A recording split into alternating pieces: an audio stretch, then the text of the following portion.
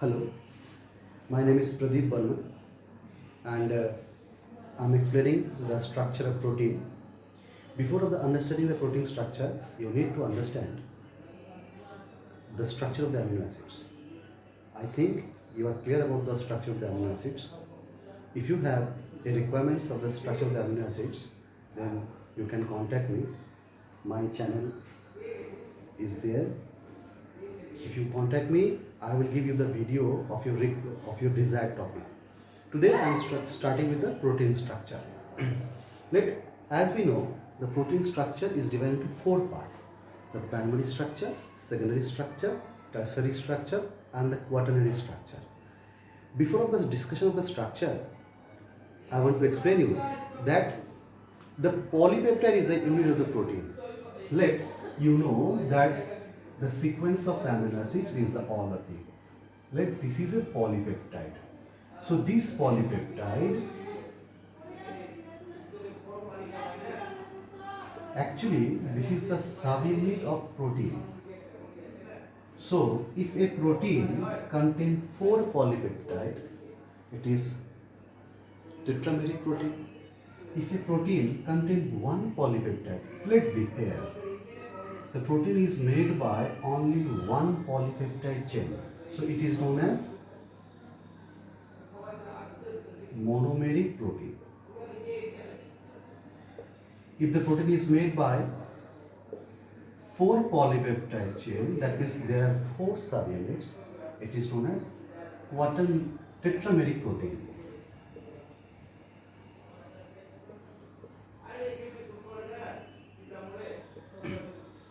So the protein depends on the subunits.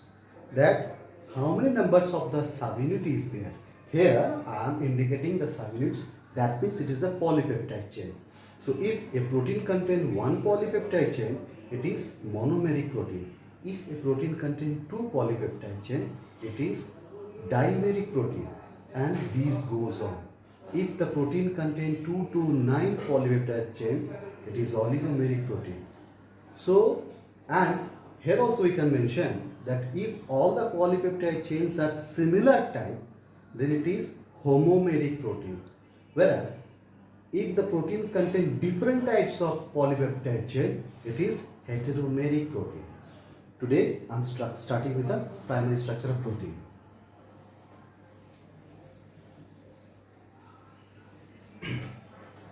So,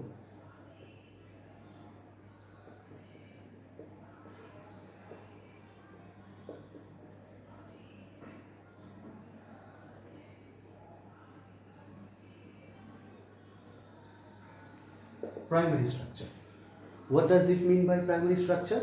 It is a linear arrangement of amino acids with its specific sequence. So it is a hypothetical specific arrangement of amino acids, because the nature and all the functions, all the things depends on the sequence here. This is the arginine, this is the histidine, this is the lysine, or this one is later phenylalanine or proline, whatever. This sequence of amino acids decides all the properties of protein. So the linear sequence of amino acids, it is the primary structure of protein. Here you need to understand the structure of amino acids. As we know, the structure of amino acids, this is the alpha carbon, this is the main carbon, this is the amino group, this is the carboxylic group, this is the hydrogen, and this is the variable group. As the variable group changes, the amino acid changes. You know the structure of the amino acid and the classification of the amino acid, that would be discussed into another video. Now this is the first amino acids. When second amino acids comes with this amino acid, previous amino acids, the structure is something like this.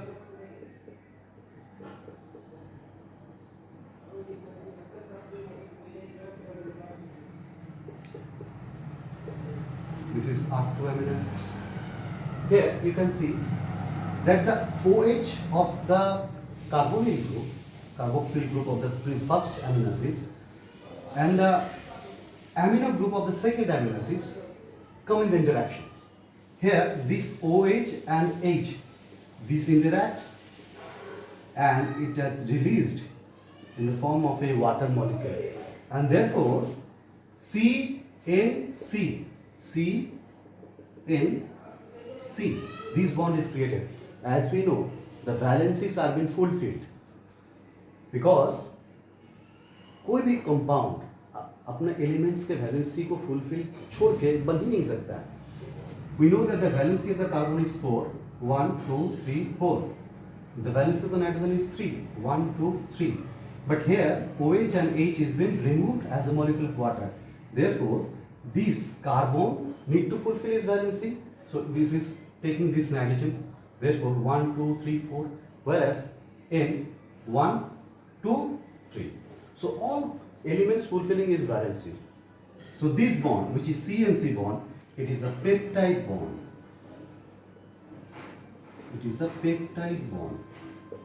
So we can see that by a peptide bond, two amino acids are joined. This is the dipeptide. This is the dipeptide. That means two amino acids joining with each other, creating a dipeptide. So if third molecule of amino acids comes here, so that there would be the second peptide bond. Therefore, if the fourth amino acids come with the tripeptide, there would be third peptide bond. So we can calculate easily the number of peptide bonds. If there is n number of amino acids in the peptide chain, there are n minus 1 number of peptide bonds. Peptide bonds. Why? Because the first peptide bond interact among the two, but after that, every peptide bond will take every amino acid with this main chain. So this is the primary structure. Here, after 9th amino acids, it is polypeptide chain, and this is the primary structure. So the base of the primary structure is the sequence of the amino acids. It decides everything. It is the nature's beauty. Now, there is not a single protein that is functional in the primary structure. Every protein is functional in its tertiary structure, except insulin. But primary structure is not functional.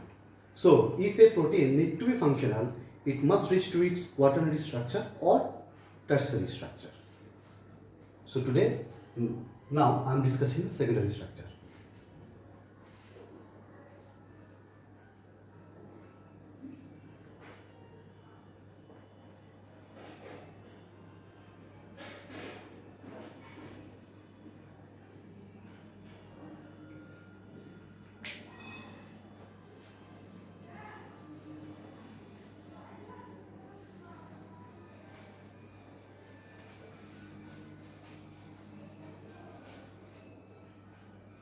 Now, what does it mean by secondary structure? Or it is something written like this. The secondary structure means the folding or twisting of the primary structure. That I am already explained, that not a single protein is functional in its primary structure. If the protein needs to be functional, it must reach to its tertiary or quaternary structure based on its subunits. So secondary structure, that means the primary structure will get now some twistings or folding. So in this manner, the secondary structure is divided into two, alpha peptide chain or beta. So alpha and beta are the two forms of the primary structure. Now it is very obvious to say that a particular protein must follow its primary or alpha or beta. A polypeptide chain never shows these two type configuration. Both type of configuration is not shown by a polypeptide. Every polypeptide will show either alpha or beta configuration. Now, what are the difference between alpha and beta? In alpha configuration, that the amino group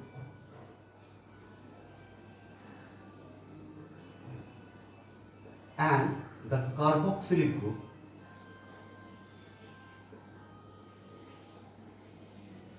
creates the hydrogen bond. By the interactions, so we can say that the interactions of amino group of a particular amino acids and the carbonyl group of another particular amino acids, and there is a hydrogen bond that create a twisting about the primary structure of the protein.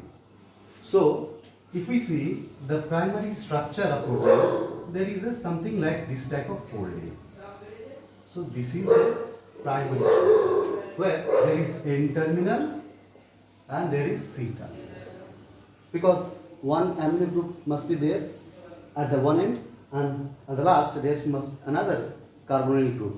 So in a primary structure we have seen that one side is N-terminal and other side is C-terminal. Now, so this is the primary structure where the amino group of one amino acids will participate in the hydrogen bond of the carboxylic group of fourth amino acids. After fourth, that means with the fifth. So if first amino acids participate with the fifth amino acids. So after 4 amino acids, the interaction bonds happens. I'm doing with a diagram.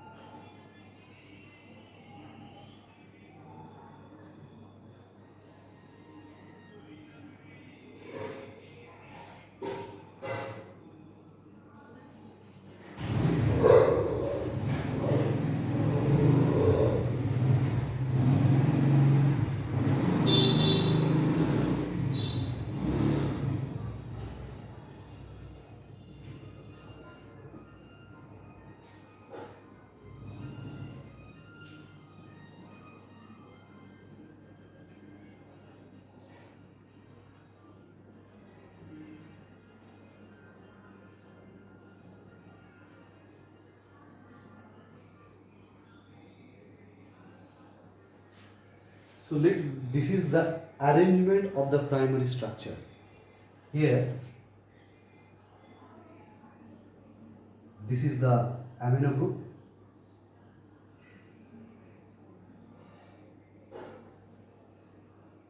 We can take here also.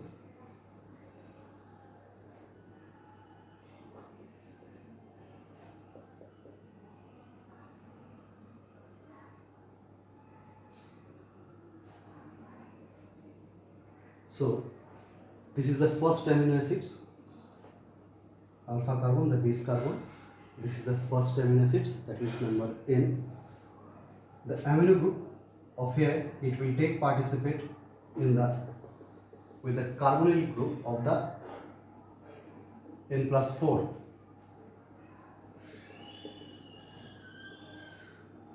This. So the first amino acids, the amino group is interacting with the carbonyl group after 4th amino acids. Similarly, here also, this one take part with N+5. In this manner, this goes on, and therefore the twisting structure created. Here, for your information, that the two successive amino acids has a distance of 1.5 angstrom. This should be noted that the two successive amino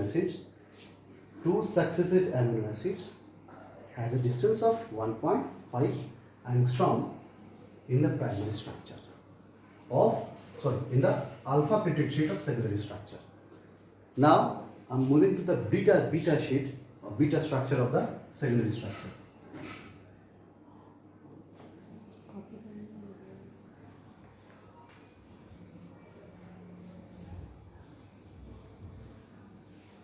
Now the beta peptide sheet. Here the polypeptide chain, more than one polypeptide chain take participate, and here the amino acids are its maximum extended version. Look, it is the one polypeptide chain. This is the N-terminal and this is the C-terminal. So in the beta peptide sheet, more than one polypeptide chain need to be interact among themselves. So this is another polypeptide chain. Here, this is possible also.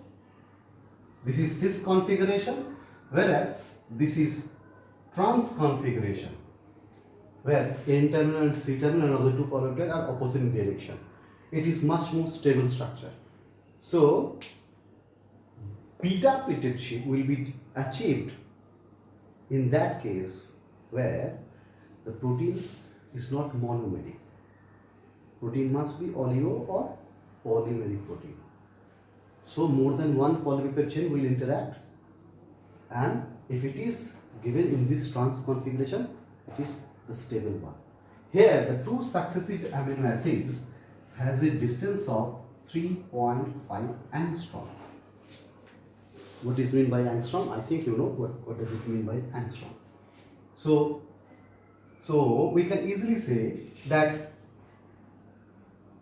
if a polypeptide chain has 105 amino acids, we can easily calculate the length in alpha and beta also. If we want to calculate the length of the polypeptide that shows the alpha configuration of the secondary structure, so we have to multiply the 1.5 into 104. Why? Because two amino acids, first two amino acids, one distance, the third amino acid, the second one. So always n minus 1, this should be, remember that if n number of amino acids, then the distance should be multiplied by with the unit n minus 1, because first two equivalent to 1. Now the tertiary structure. In the secondary structure, the protein is non-functional except insulin. Now if the protein need to be functional, it must reach its tertiary structure. Now the tertiary structure.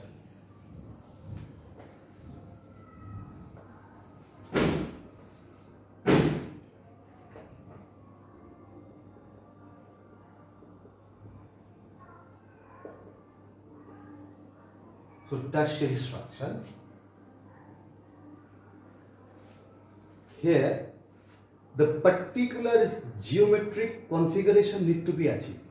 This is the primary structure, this is the secondary structure, but this must create a particular geometric configuration. This is the consequence. So if it reach its particular desired geometric configuration or motif fold, that time it became functional. So this 3D speciation, it is the responsible thing of the functional properties of the protein. So protein became functional when it reached its particular geometric configuration. That is its consequence folding. So how does it happen?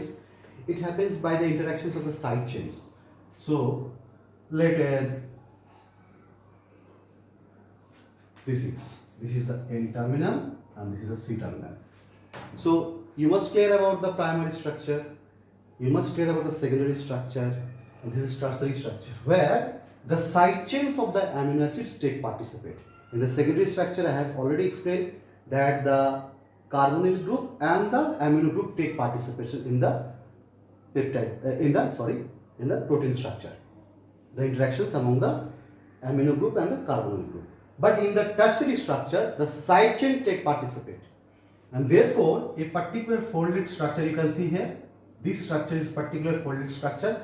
This structure is functional. Therefore, protein will be functional when that structure achieved.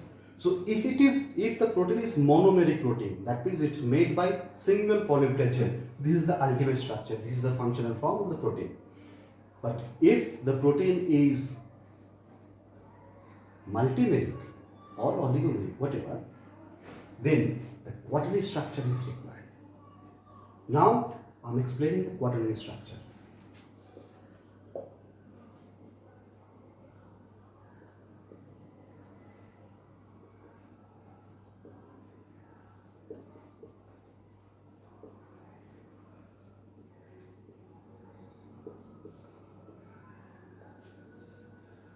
So quaternary structure. So if a protein is oligomeric or multimeric, then more than one polypeptide chain is required, and therefore the interactions of the tertiary structure of each polypeptide is required. For example, we have known about the hemoglobins. All of you, the students, dear student, you know about the structure of the hemoglobin, or you hear about the hemoglobin. So hemoglobin, that is a pigment in our body, in our RBCs, as a respiratory pigment that conduct the oxygen or respiratory gases. There is a beauty in chemistry. How does hemoglobin conduct the respiratory gases? If you interested in how does the conduction of the respiratory gas, that means oxygen, through hemoglobin, then you can contact me. I will send a video on that topic, that how the respiratory gases are being conducted through hemoglobins. Now, so hemoglobin, it is a quaternary structure, it is a tetrameric protein. That means hemoglobin is made by 4 polypeptide chains. Hemoglobin is made by 4 polypeptide chains.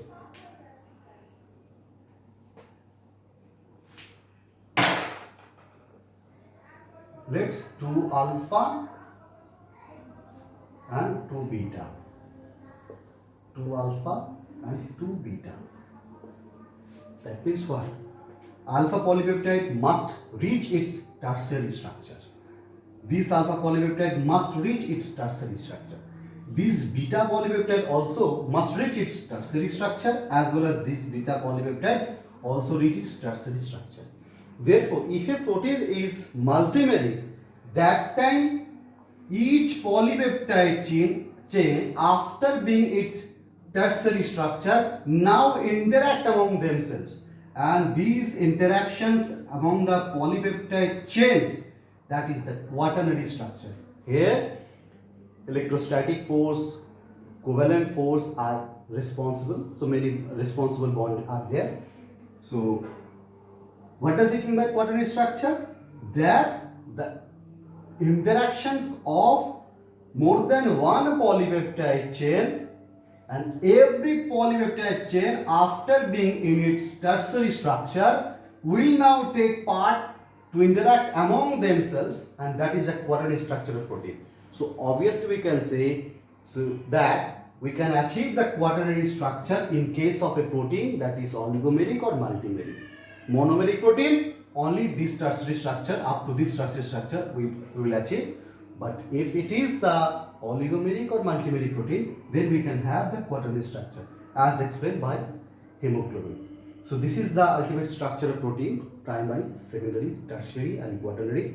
The most important thing in the protein structure is primary structure, that during the study in your home, you first keen about the sequence of amino acids. It is the other thing. It is the sequence decided by the God. It is the everything. So primary structure, then you should follow the secondary structure with very importance. Secondary structure. Now tertiary structure and quaternary structure. Here during the study you should follow what types of bonds are there in primary structure, secondary structure, tertiary structure and quaternary structure. For an example, primary structure, here only peptide bond you will get. But in secondary structure, peptide bond as well as hydrogen bond you will get. In tertiary structure, covalent bond, van der Waals forces is there. In quaternary structure, also hydrophobic force, electrostatic bonds is there. So this is the structure protein. Thank you.